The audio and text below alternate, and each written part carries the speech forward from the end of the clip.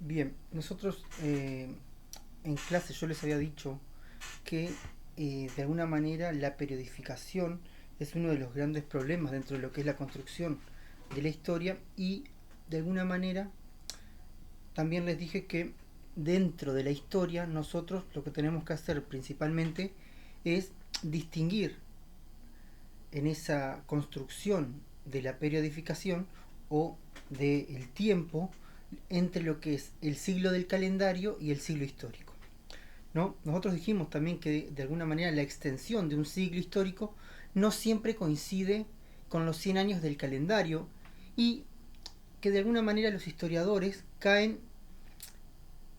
no, crean sus propias periodificaciones basándose en hechos históricos relevantes que de alguna manera les permite delimitar un siglo, ¿no? De hecho, debe significar un cambio importante dentro de esta delimitación, por eso se toman algunos aspectos que son políticos, económicos, sociales, ¿no? Y esos aspectos son los que se debe considerar a la hora de la creación o eh, de la extensión de ese siglo, básicamente. Recuerdan también que yo en clase les dije que Ricardo Rivera, ¿no? Este historiador sostiene que la cronología histórica la determinan los hechos objetivos, los acontecimientos sustantivos que llenan de contenido y de gran significado un periodo histórico. Ahora, pensemos en la periodificación del siglo XX. También yo les dije que Erich Hobsbawm, de alguna manera, ¿no? Sigue un criterio totalmente diferente. ¿Por qué? Porque de alguna manera Hobsbawm considera que el siglo XIX es un siglo relativamente largo y lo considera de esa manera porque dice que este siglo XIX comienza con la Revolución Francesa en 1789 y que recién va a finalizar en 1914 con la Primera Guerra Mundial, ¿no? Bueno, al hacer esta consideración básicamente de el siglo largo XIX, Hobsbawm plantea que el siglo XX de alguna manera va a comenzar en 1914 y el hecho clave que podría manejarse es el inicio de la Primera Guerra Mundial y va a terminar este siglo en 1991 con lo que es básicamente la desintegración de la Unión Soviética. Si bien el muro de Berlín va a caer en 1989 y va a poner fin al modelo socialista, esta era del derrumbe o este periodo del derrumbe se va a dar en 1991 con lo que es la desintegración de la Unión Soviética, ¿no? Entonces, Hobsbawm considera que, para retomar esa idea, que desde 1914 hasta 1991 nos enfrentamos a un siglo corto, ¿sí? Claramente Hobsbawm en su libro El siglo XX se basa en un criterio claramente político para crear su periodificación, es decir, que cuando cambia la estructura política de un país o de una región, va a comenzar este nuevo siglo. Entonces, a ver, pensemos de alguna manera, ¿no? Que para este historiador el fin del sistema político absolutista y feudal y el inicio del sistema liberal y capitalista es lo que de alguna manera va a marcar el inicio del siglo XIX, ¿sí? Y el final de ese siglo está marcado por el inicio de lo que él va a comenzar a llamar como la era de las catástrofes, ¿no? O sea que esta era de las catástrofes que dan inicio a lo que es el siglo XX, ¿no? Va a ir desde 1914 hasta 1945 y de alguna manera se va a dar en Europa. Es decir, que para los europeos o para Europa es lo que marca de alguna manera este inicio de las catástrofes o esta era de las catástrofes, son las dos guerras mundiales, ¿sí? Donde se van a enfrentar de alguna manera lo que son las potencias imperialistas, dándose de esta manera lo que es la decadencia de Inglaterra y Francia y da paso de alguna manera a lo que es la emergencia de los Estados Unidos y la Unión Soviética como las dos superpotencias principales de este siglo XX. Es por eso que de alguna manera Hobsbawm dice que en una de las transformaciones que él menciona en el libro, ¿no? o la principal transformación, no sé si la principal, pero la primera transformación es que ya este mundo, ¿no? este mundo del siglo XX deja de ser eurocéntrico, básicamente. Y acá claramente presentamos algunos problemas, ¿no? ¿Por qué? Porque la periodificación que hace Hobsbawm tiene algunos problemas. ¿Por qué decimos esto? Bueno, porque el siglo XX que pretende estudiar Erich Hobsbawm se centra básicamente en una Europa, y esto también dice que esta Europa eurocéntrica se organiza a partir de los hechos ocurridos en Europa. Y al centrarse en Europa, lo que genera es que comience a salpicarse, ¿no? Es que, a ver, para decirlo de otra manera, los hechos ocurridos en Europa salpican a los otros continentes, pero no se centra en América, en África o en Asia, ¿no? Sino que todos los acontecimientos están vistos desde Europa, ¿no? O sea que Occidente lo que termina haciendo es imponer su propia cronología, ¿no? Por lo tanto, esa cronología sigue siendo de alguna manera una supremacía dentro de lo que es el análisis y las categorías de análisis dentro de la historia. Pensémoslo de alguna manera, ¿sí? En el material que yo les di sobre las tres principales transformaciones que plantea Hobsbawm sobre el siglo XX, también vemos que la obra de Hobsbawm está estructurada como un tríptico, ¿sí? Es decir, que transita de una época de las catástrofes que va desde 1914 hasta el fin de la Segunda Guerra Mundial, continuando con un periodo ahí más o menos de 25 o 30 años de extraordinario crecimiento económico y transformación social, ¿no? Que de alguna manera transformó de forma profunda a esta humanidad que cualquier otro periodo. Y es ahí que de alguna manera, en este periodo que va desde la década, desde 1945 hasta 1973, lo cataloga de alguna manera como la edad de oro del capitalismo. Y bueno, y la última parte del siglo, que va desde 1973 aproximadamente hasta 1991, dice que fue una era de descomposición. Hay una era de descomposición, de incertidumbres, de crisis, y que de alguna manera para vastas zonas del mundo como África, la ex Unión Soviética y los antiguos países socialistas de Europa, comienza una era de derrumbe, ¿no? De catástrofe básicamente, porque él en la página 16 de su libro dice, bueno, para vastas zonas del mundo como África, la ex Unión Soviética y los antiguos países socialistas de Europa, de catástrofes, ¿sí? Ahora, pensemos de alguna manera. Resulta cada vez menos creíble esa idea de que de alguna manera el siglo XXI comenzó con la desaparición de la Unión Soviética y el fin de la Guerra Fría, ya que los grandes cambios en la escena política mundial que muchos esperaban es fruto de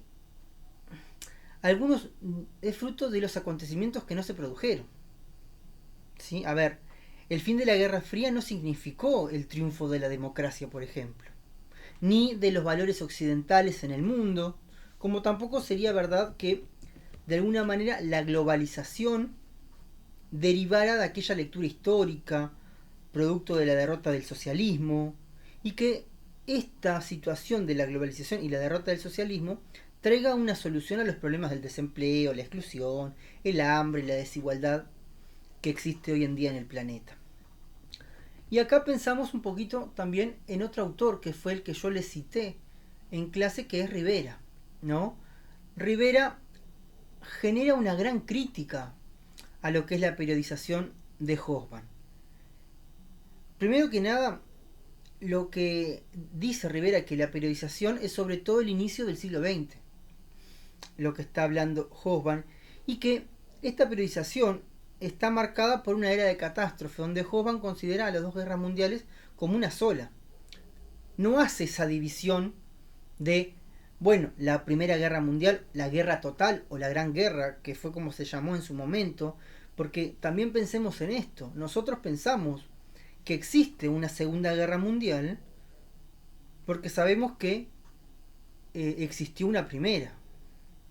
¿Sí? Entonces, Hobsbawm lo que hace es considerar en esa división que hace del siglo XX a las dos guerras mundiales como una sola. ¿Sí? Pero ¿por qué considera estas dos guerras mundiales como una? Bueno, ya que ambas guerras de alguna manera fueron guerras imperialistas, ¿no? Donde se luchaba de alguna manera por la lucha por la hegemonía mundial. Pero sin embargo, Rivera, ¿no?, considera que Hobsbawm ignora que entre las dos guerras, ¿no?, si bien Hobsbawm plantea las dos guerras como algo único, dice Rivera que ignora que entre las dos guerras hubo un largo periodo de paz, ¿sí? Porque finalizada la Primera Guerra Mundial hasta que comienza la Segunda, tenemos un periodo de posguerra, básicamente donde se logró un periodo de paz y que de alguna manera también a la primera le faltó el análisis del factor ideológico, cosa que la segunda tenía, por ejemplo, el fascismo, ¿no? El comunismo, el liberalismo. O sea que hay algunos aspectos ahí que Hobsbawm no tuvo en cuenta para hacer el análisis. Bueno, entonces, ¿no?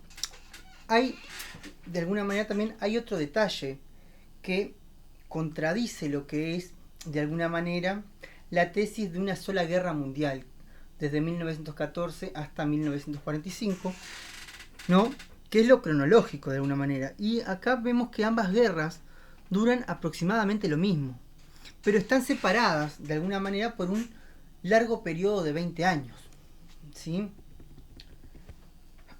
Y es en este punto que, dentro de lo que es esta discusión historiográfica que nosotros pretendemos hacer en clase, ¿no?, donde presentamos diferentes miradas sobre la construcción que hace el historiador, que encontramos a otro autor como lo es Enzo Traverso, ¿no?, que también critica esta tesis de Erich Hobsbawm, ¿no?, ya que Traverso considera que la periodificación, ¿no?, esta periodización que hace Hobsbawm es eurocéntrica y no sirve para las demás regiones del mundo. Y lo dice de la siguiente manera, ¿no? Dice, bueno, la periodización propuesta por Hobsbawm es una tetralogía que queda presa de un horizonte claramente eurocéntrico o al menos occidental céntrico, vista desde el occidente. Y es por eso que, siguiendo la línea que el historiador Traverso plantea, esta propuesta de Hobsbawm no tendría relevancia para regiones como América Latina, por ejemplo, ¿no? Se excluye también Asia o África dentro de los análisis, ya que de alguna manera los hechos que ocurren en Europa no resignificaron ningún cambio para estas regiones que mencioné anteriormente, como es América Latina, Asia o África.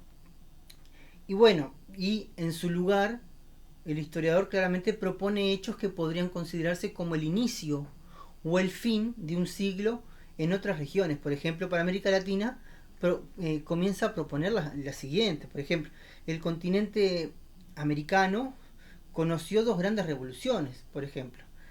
El primer corte podría ser la Revolución Mexicana, que va desde 1910 a 1917, y el otro corte, que fue uno de los grandes cambios que también sufrió América Latina, es en Cuba, en 1959.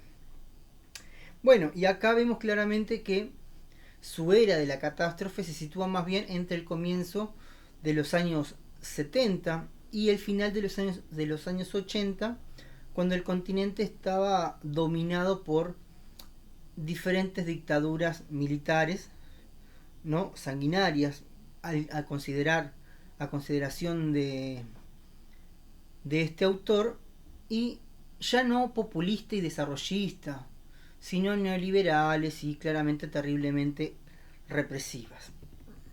Ahora, si nosotros pensamos, ¿no?, en lo que es una periodización y nos basamos exclusivamente en aquellos cambios económicos, vamos a ver que existe un historiador que también lo mencioné en clase, ¿no?, que es Giovanni Arrighi, que de alguna manera Arrighi considera que existen 4 siglos, cada uno llamado por el nombre del país que tiene predominio económico en esa época.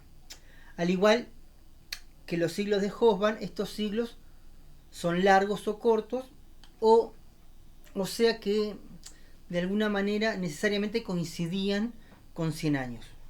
Los 4 siglos de Arrighi son, por ejemplo, el siglo genovés, que va desde 1340 a 1630, el siglo holandés, ¿sí?, el siglo británico, y por último podríamos pensar de alguna manera en lo que es el siglo estadounidense o el siglo americano, que muy bien uno de ustedes lo comentó en clase, que se hablaba del siglo americano por la predominancia de Estados Unidos a nivel mundial. Y esa predominancia o ese siglo estadounidense norteamericano, yo les dije que iba aproximadamente desde 1870 hasta 1990. Ahora, esta periodización que hace Arrighi claramente tiene en cuenta las regiones. Él divide este tiempo histórico o esta periodización histórica según las regiones, o sea que de alguna manera plantea que la hegemonía económica hasta 1930 claramente se va a centrar en Europa, ¿sí?, porque Europa es el centro del mundo económico hasta 1930, y desde ese año en adelante Estados Unidos, producto claramente, y lo sabemos, que es producto de la crisis del 29, es decir, de la crisis del capitalismo liberal que se va a dar en la década del 30, va a desplazar la economía europea hacia Norteamérica. Y después comienza haciendo otro análisis, de alguna manera, que también la economía norteamericana en el siglo XXI va a ser desplazada por el Lejano Oriente. Y acá hace un análisis donde que de alguna manera este siglo XXI va a estar enfocado básicamente hacia el siglo chino. Y China va a tener un predominio muy importante dentro de lo que es el siglo XXI y algunos aspectos que hacen al cambio económico en esta nueva era. Ahora entonces, pensemos en esto. La diferencia entre la periodización que hace Arrighi con la de Hobsbawm es que Arrighi plantea una periodización mundial, ¿sí?, ya que se basa en el país que tuvo hegemonía económica a nivel mundial, mientras que de alguna manera Hobsbawm se sigue basando exclusivamente en acontecimientos que ocurrieron en Europa, ¿sí? Entonces, denme un segundito. Bien, entonces decía que de alguna manera el autor lo que hace es una breve introducción de la economía del siglo XX, el cual corresponde básicamente con el último ciclo de acumulación liderado por Estados Unidos, siendo la gran potencia mundial económica, ¿no?, y política desde inicio del siglo XX. Claramente acá se da una gran expansión material entre 1950 y 1970, corresponde claramente al auge del sistema hegemónico estadounidense, que era lo que yo decía recién, ¿no?, esta edad de oro del capitalismo, básicamente, que son décadas basadas exclusivamente en la tasa de crecimiento económico de las economías capitalistas, ¿sí? Es de alguna manera superior a todo lo experimentado en el resto del siglo XX, imponiendo claramente su patrón económico. También se plantea, ¿no?, que el siglo XX económicamente tuvo diferentes periodos. Pensemos en el periodo de crisis, que se ha tenido a lo largo del siglo, de reestructuración y de reorganización de este modelo capitalista. Y la primera crisis importante que genera una de las principales reestructuras del modelo capitalista es la crisis, claramente la crisis del capitalismo liberal de 1929. Ahora, entonces, esta reestructura o reorganización que tuvo diferentes periodos generó una gran movilidad de capital en determinados países, y a su vez esos movimientos van a generar claramente un proceso de acumulación que claramente va a depender de los procesos de producción e intercambio. Es en este sentido que de alguna manera Arrighi determina una cualidad esencial del capitalismo a lo largo de la historia, ¿no? Y plantea su flexibilidad ilimitada, su capacidad de cambio y adaptación a su expansión financiera, como de alguna manera explicaba Marx. Es por eso que de alguna manera el autor determina que el Estado no debe considerarse un enemigo del capitalismo. Al contrario, ¿no? El Estado triunfa de alguna manera cuando las redes de poder comienzan a generar un proceso de subordinación a los dictámenes de las redes de acumulación capitalista, ¿no? El capitalismo en sí, a lo que voy, es que triunfa cuando se identifica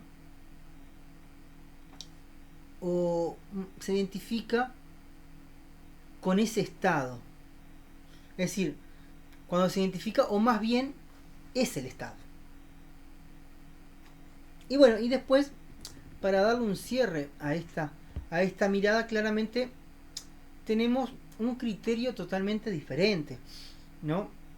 Cuando, por ejemplo, Julio Arostegui, junto a otros historiadores, acepta de alguna manera el criterio general de que la contemporaneidad, ¿no?, de los acontecimientos, o la contemporaneidad a la hora de construir historia, nace con las grandes revoluciones occidentales en los umbrales del siglo XIX.